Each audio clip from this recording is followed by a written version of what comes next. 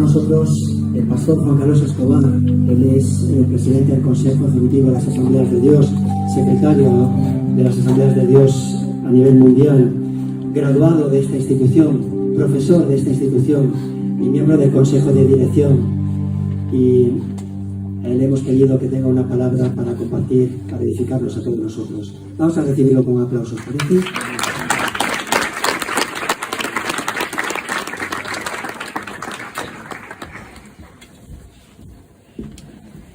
Muchas gracias, Jesús. Bueno, buenas tardes a todos, que el Señor os bendiga. Me faltó ver una foto que es muy icónica, muy exótica, que yo espero verla en algún momento. Aún recuerdo aquellos momentos de ciertos instantes de nuestras convenciones de antaño, donde nuestros pioneros quedaron asombrados con la entrada en el hemiciclo de un personaje como era Prince Parker con sus rastras. Y yo digo, ¿dónde está la foto? Eso solamente tiene que aparecer por algún lado, porque trajo un tono de distensión, de alegría en momentos realmente muy complicados de nuestra historia, donde nuestras convenciones eran verdaderas.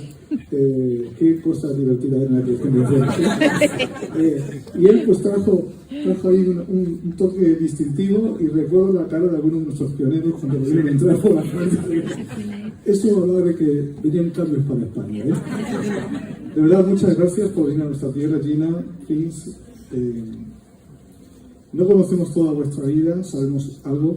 Yo he sido testigo, junto con mis compañeros del Consejo Ejecutivo, de ciertos momentos no fáciles en vuestra trayectoria ministerial, pero cuántos agradecemos vuestra perseverancia, el haber creído al Señor para seguir adelante. Y veros así, que a pesar de las batallas y los momentos duros que a veces conlleva servir al Señor, no habéis perdido la sonrisa, la alegría. Servir al Señor merece esa expresión de alegría, que acabar la carrera en gozo es muy importante, y no la habéis acabado, estáis acabando una etapa, es diferente. Así que damos gloria a Dios por sus vidas y también por haber escogido España para venir a esta tierra. Como bien ya decía, creo que era Antonio Simoni, la verdad es que son muchas cosas aquí, yo no sé de vosotros, hay que poner en un marco todo eso, ¿no? Pero escoger a España en momentos donde algunos no quieren volver, otros quieren escapar, pues habla del corazón que tenéis para la obra de Dios. Y nosotros, como Asambleas de Dios y como iglesia, parte de la iglesia en España, porque no somos los únicos que están agradecidos a vuestro ministerio, porque habéis sembrado más allá de las fronteras denominacionales, decir que es una honra grande que misioneros como vosotros hayáis escogido nuestro país para ayudarnos a levantar la cosecha. Os vais a ir de aquí, quizás no habéis dimensionado todo lo que ha supuesto vuestro trabajo, pero quizás eso no lo vamos a ver ninguno de nosotros. Solo saber que valió la pena, y que yo no quiero añadir nada a lo que se ha dicho mucho, y voy a centrarme más en una meditación de la palabra en torno a lo que significa vuestro ministerio. Y muchas veces también por haberme ayudado como mentor o tutor en mi tesis, mi TFG, para mi licenciatura. Yo pensé que nunca llegaría, pero me llegó. Y tuve un doctor haciéndome pues de tutor, me ayudó muchísimo. Recuerdo tu generosidad, tu expresividad, tu humildad a la hora de ayudarme, y te estoy muy agradecido. Bueno, son muchas más cosas que podría decir, pero no quiero que se nos vaya el tiempo. Vamos a ir a la palabra del Señor, y quisiera poderos guiar a un texto que creo que es archiconocido por todos los que amáis la Escritura, y está en Eclesiastés capítulo 12, versículo 9 en adelante. Eclesiastés 12:9. Y bueno, también algo que sí es interesante es que hoy pues nos vemos ante la oportunidad de compartir un punto de encuentro. Vuestro homenaje es un punto de encuentro. Muchos faltaron, pero otros han venido que hacía tiempo que no veía, y eso pues es una gran bendición. Como no me quiero olvidar a ninguno, lo dejamos ahí, pero ha sido una bendición, una sorpresiva bendición veros a algunos de vosotros que hacía tiempo que no os veía, y no parecéis más mayores, son efectos ópticos, ¿eh? Sí, señor. Muy bien, Eclesiastés 12:9 dice la palabra: y cuanto más sabio fue el predicador, tanto más enseñó sabiduría al pueblo. A ver si pasa así con algunos de los nuestros aquí. e hizo escuchar, e hizo escudriñar, y compuso muchos proverbios. Procuró el predicador hallar palabras agradables y escribir rectamente palabras de verdad. Las palabras de los sabios son como aguijones, y como clavos hincados son las de los maestros de las congregaciones dadas por un pastor. Bueno, hablar de este texto del Antiguo Testamento con un profesor del Antiguo Testamento, pues es un poco comprometido. Así que yo voy a hablar alegóricamente, voy a ir por las ramas, así para que no me hagas ninguna crítica a nivel contextual, histórico, termológico, a ver cómo sale por aquí, pero vamos a dejar un pensamiento claro acerca de este texto y de otros que tienen que ver con lo que aquí estamos leyendo. Cuando se ha escogido uno de los proverbios que de alguna forma dan fortaleza, da base a este homenaje, Proverbios 10:11, se habla de la elocuencia de aquellos que son justos y usan la palabra para bendecir al pueblo. Y se usa este texto de Proverbios 10:11, donde dice que el manantial de vida es la boca del justo. Aquí se habla del poder de la palabra. Qué importante es la palabra. Y lo sabéis bien, que estamos ante un escenario donde la palabra tan agresiva, tanto daño hace, tanto divide, tanto nos confronta. Se tienen que levantar sabios que traigan otro discurso, que traigan coherencia, que traigan armonía, paz, que contribuyan al progreso, a la construcción de una sociedad mejor. No existe eso, no lo vamos a ver, no os preocupéis, no os afanéis, que eso no va a ocurrir. Pero si hay una comunidad que tiene que contrarrestar y contrapesar lo que sí estamos viendo increciendo en nuestra sociedad, y la iglesia debe ser ese lugar donde realmente los sabios hablan de una manera diferente y generan una comunidad también diferente. Es comparado el sabio, el maestro en definitiva, pues aquel que se convierte en una fuente, un manantial, una inspiración para impartir vida. Recuerdo las palabras de Jesús en Juan, capítulo 7, versículo 37, cuando dijo: si alguno tiene sed, venga a mí y beba. Porque cree en mí, como dice la Escritura, de su interior correrán ríos de agua viva. Claro que eso son palabras de Jesús, pero ¿por qué no decir también que deberían ser también las palabras de aquellos que son portadores de la palabra de Dios, de los maestros? Porque os aseguro que hay mucha gente sedienta aquí a este seminario. Llegan muchos jóvenes y muchos llegamos a este seminario sedientos de Dios. Y cuando los maestros, inspirados por el Espíritu Santo, abren su boca para impartir la Escritura, lo que hacemos es sentir que nuestra alma se alimenta. Sentimos los ríos de agua viva fluir. Sentimos la presencia de Dios en esas clases. Cuando el maestro habla en el Espíritu la palabra de Dios. Por eso necesitamos estos maestros que en medio de este desierto sigan abriendo sus bocas y ser manantiales de vida para que muchos sedientos encuentren la presencia de Dios, encuentren a través de la palabra lo que no van a encontrar en ninguna otra parte. Qué digno es ser maestro. Qué honra ser maestro. Algo que no está muy de moda, que no es muy mediático, que no vende mucho. Pero sin los maestros no habría discípulos. Y por eso quizás hay escasez de discípulos, porque parece que hay ausencia de maestros. Se prefieren otros ministerios más guays. Pero os aseguro que el maestro es esencial. De hecho, el maestro es un ministerio que no solamente ejerce el maestro, la enseñanza la debiera ostentar todo ministerio. Porque no se puede ser un buen evangelista sin llevar la palabra. No se puede ser un buen pastor sin enseñar la palabra. No se puede ser un apóstol sin tener la palabra como su principal objeto, su principal herramienta de influencia para abrir nuevas iglesias. Cuando hablamos de la influencia de los maestros, de la importancia de vuestro ministerio, de tu ministerio primis, Porque hablo de ti, pero quiero aprovechar tu figura para hablar a aquellos que somos maestros, o nos consideramos maestros, y que estamos aquí hoy ante una gran responsabilidad de seguir siendo esos manantiales. Pero aquí se nos enseña y se nos recuerda la influencia de cómo esos maestros pueden afectar la vida de las personas de una forma más concreta. Se usa una metáfora, la metáfora de el predicador que al hacer uso de su palabra dice que sus palabras son como aguijones, y además dice que son como clavos hincados en la vida de las personas, en las congregaciones, aguijones y clavos. Eso, claro, desde el punto de vista de algunos, sin reflexionar y pensarlo mucho, pues van a caer en la cuenta de que el maestro parece un rajonador, ¿no? Anda subido en el caballo, toreando al toro y pinchando, a ver si lo doblega. Bueno, a veces parecemos los maestros un poco rajonadores en las clases, ¿no?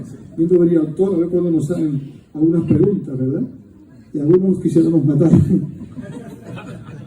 Todos hemos sido alumnos, ¿eh? O sea, que nos hemos quedado algún que otro profesor, hemos sido un poco toritos en algunas clases, un poquito bravos, ¿eh? Y a veces el profesor pues tiene que hacer de reformador, meter alguna puya para intentar poner orden o poner las cosas en su sitio. Pero más allá de ese aspecto, también metafórico de lo que quiere decir esto, nos recuerda ese aguijón, y aquí ya tengo que mirarte la cara a ver si me estoy equivocando, pero dentro de la cultura hebrea era común guiar a los animales a través de esas varas que acababan en punta. Algunas herramientas, otras son pura vara, que servían para guiar sobre todo los bueyes, incentivar, activar al buey hacia el buen camino, hacía que el buey pudiera ser corregido en su labor. Y cuando dice que el predicador, sus palabras son como aguijones, está queriendo decir que uno de los grandes efectos de la palabra del maestro tiene que ser despertar, tiene que ser poner en alerta, generar un cambio de conducta, corregir. Es lo que nos lleva al arrepentimiento, es ese aguijón que me hizo a mí un día volverme a Cristo o vivir a Cristo.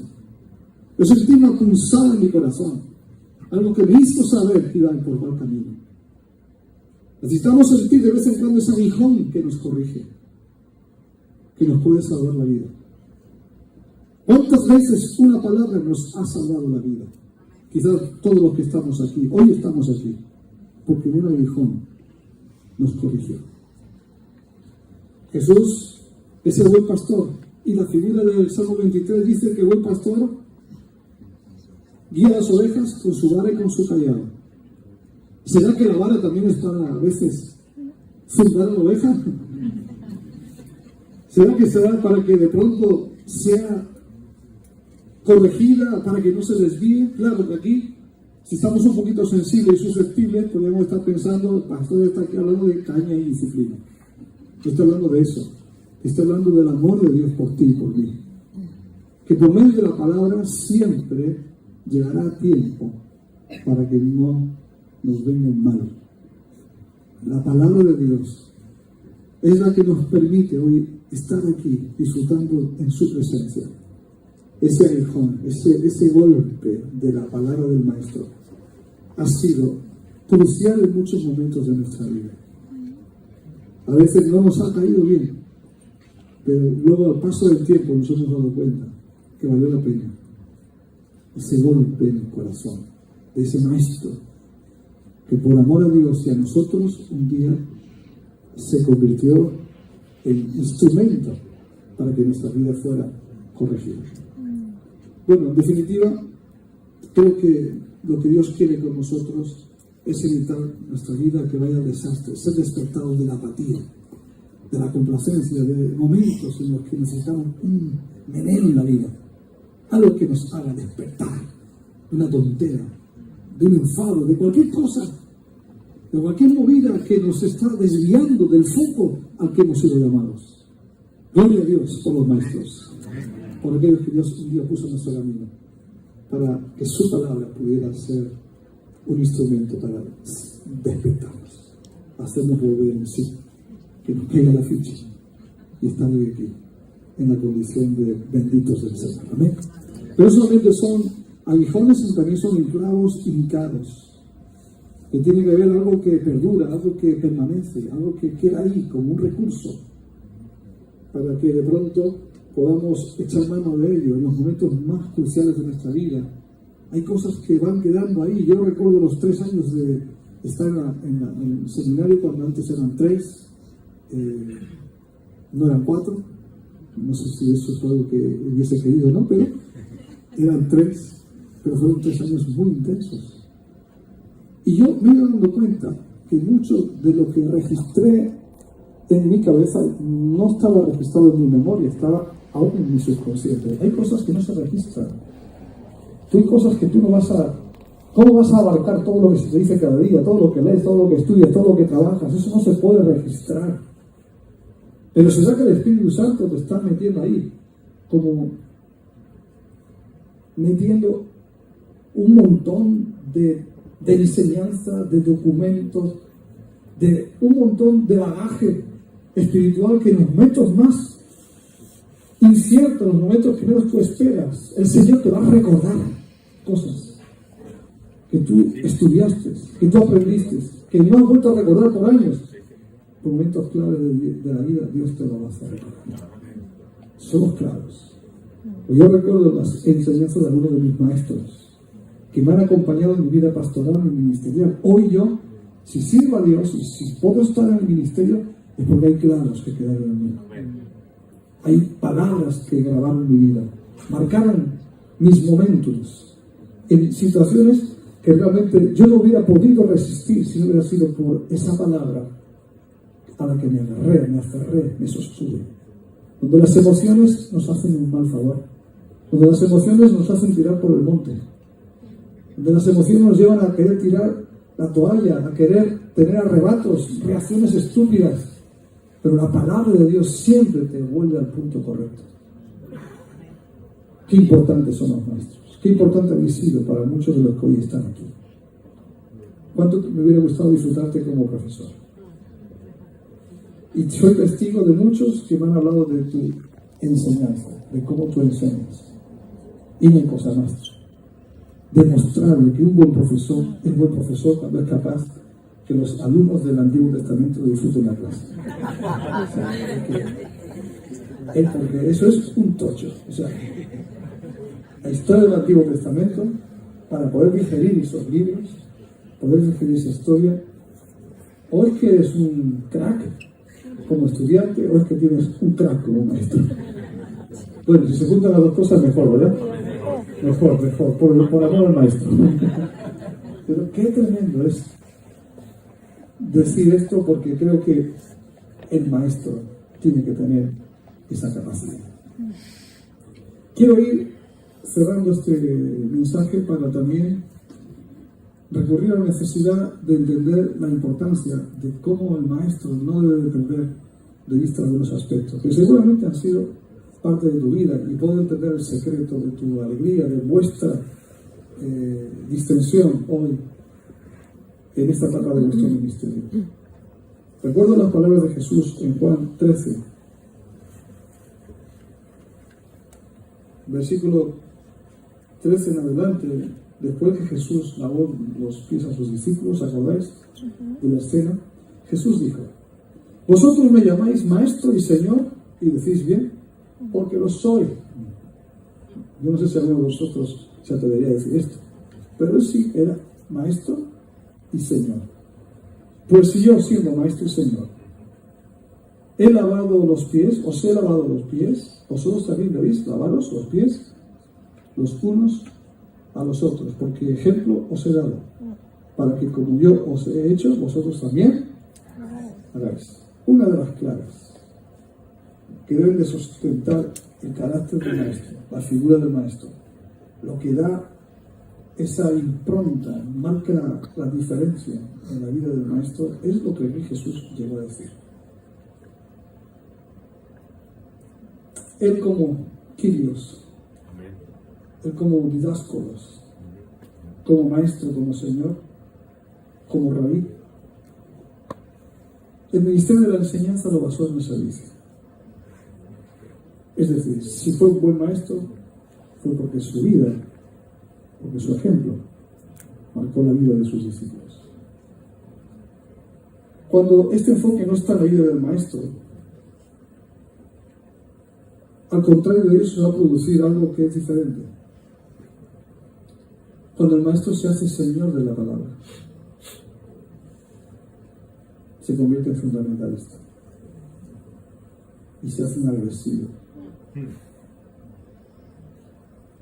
El fundamentalismo, en la vertiente más abrupta del término, porque algunos lo pueden interpretar de otra manera, pero hablo de ese fundamentalismo que a veces le falta el espíritu de la palabra, le falta el amor de la palabra, le falta el ejemplo del portador de la palabra. Ese fundamentalismo radica en el señorío del maestro sobre la palabra.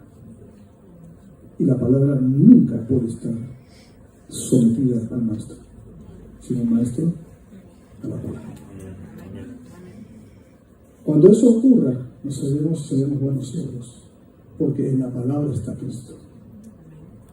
En la palabra está el Espíritu de Cristo.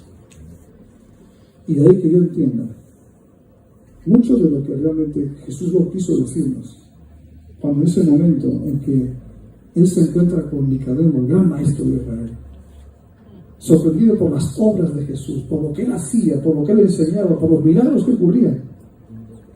Le pregunta, o sea, Jesús describe lo que es el nuevo nacimiento. Maestro, bueno, dice la historia, ¿no? De Juan 3, que vino de noche y le dijo, maestro, sabemos que nadie puede hacer las obras que tú haces, Señor, que vino de parte de Dios. Y Jesús explica cómo es Dios, cómo se mueve el Espíritu Santo. Habla acerca del nuevo nacimiento. Está hablando de la revelación de la soberanía del Espíritu Santo en la vida de Jesús, en la vida del hombre. Y cuando Él habla del nuevo nacimiento, Jesús, ¿qué dice este gran maestro de Israel? ¿Cómo?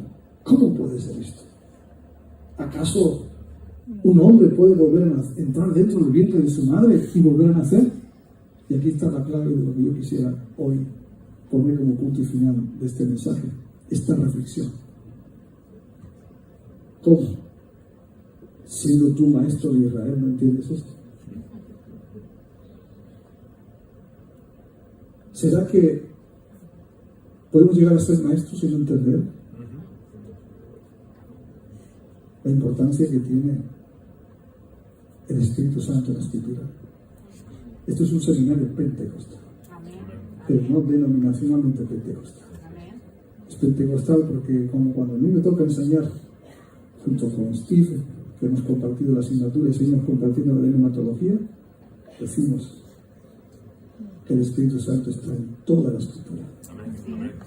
Y si nosotros nos hacemos doctores, nos hacemos graduados del seminario, ministros, que Jesús no nos tiene que preguntar cómo, siendo tú graduado, siendo tú maestro, siendo tú ministro de las asambleas de Dios, no sabes esto. ¿A qué punto hemos llegado en el desempeño de nuestro ministerio que hemos dejado de entender lo más fundamental, que es la vida en el Espíritu y sobre todo lo importante que es no olvidar el nuevo nacimiento? Que Dios nos ayude a nunca apartarnos de las sendas antiguas, que más que antiguas son eternas. Que Dios los bendiga. Que Dios nos siga ayudando. Gracias, querido. Pues, digna por ser un ejemplo de maestro para todos nosotros. Dios te bendiga mucho.